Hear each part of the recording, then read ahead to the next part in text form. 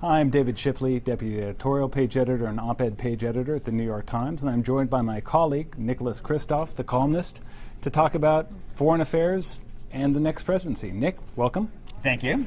So, what's the biggest challenge facing the next president in foreign policy?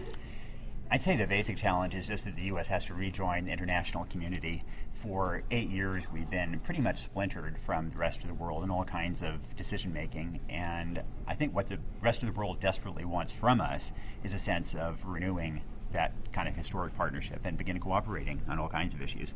Now, Joe Biden in the campaign said, probably to the chagrin of the Obama campaign, that the next president is going to face a major test in the next few weeks. What do you think that test is going to be? Well, of course, Biden got embezzled after saying that. But what's going to be the foreign policy surprise for the next president? I think there are a couple of areas that since it's going to be a surprise, I think I'll keep it a surprise for the viewer as well. But I think there are a few areas that are real crises that are going to demand attention. One is that Afghanistan is on a down trajectory, and Pakistan is incredibly alarming area right now. And the risk, it'd be bad enough if Afghanistan completely falls apart. Pakistan, because of its nuclear weapons, would be that much more of a disaster. And so I'd say that those maybe are, the top priorities for the new administration. So for the next president, what are the first action steps for Pakistan, Afghanistan? But one is going to be, to what extent do we try to address this with more troops? Do we send in more troops to Afghanistan? Another is, to what extent do we encourage negotiations with the Taliban to try to have a negotiated outcome?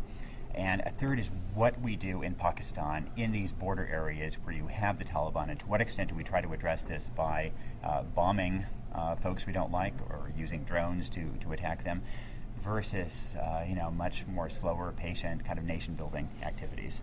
Your column tends to go, or as a columnist, you tend to go a lot of places a lot of other people don't go. So maybe we can talk through some of the other hot spots that you visited recently to talk about what the president is going to face. Why don't we start with Congo?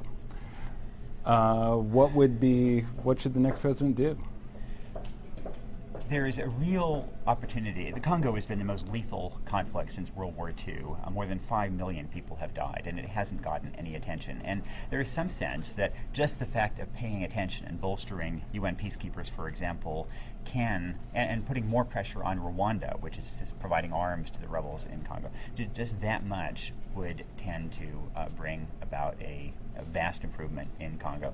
And the same with Darfur. It's been lingering now for 5 years, and there's a sense that there's no silver bullet, but that there is silver buckshot. There are a lot of steps that can make improvement, and the starting one is just paying more attention. That's true of, I think, Darfur and Congo. And let's just do the lightning round on a couple other places. Iran, maybe negotiations aren't going to solve things, but we have to try, and we don't have credibility to try any other option unless we try direct negotiations. And it seems to me that there is at least some hope that a grand bargain might resolve the nuclear crisis there. Russia?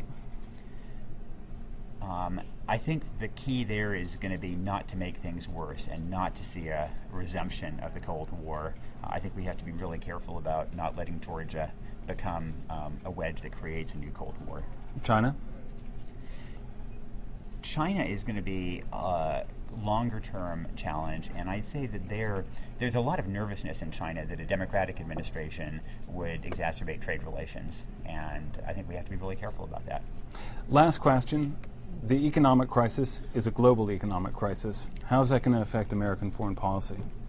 It's probably going to mean less humanitarian aid to places that need it most. I think that's unfortunate. It does create an opportunity, though. As I said, the U.S. has been divided from the rest of the world. There has to be cooperation in dealing with the banking crisis and the economy. Now we have an opportunity to work with other countries on a common challenge, and I hope that we'll take that.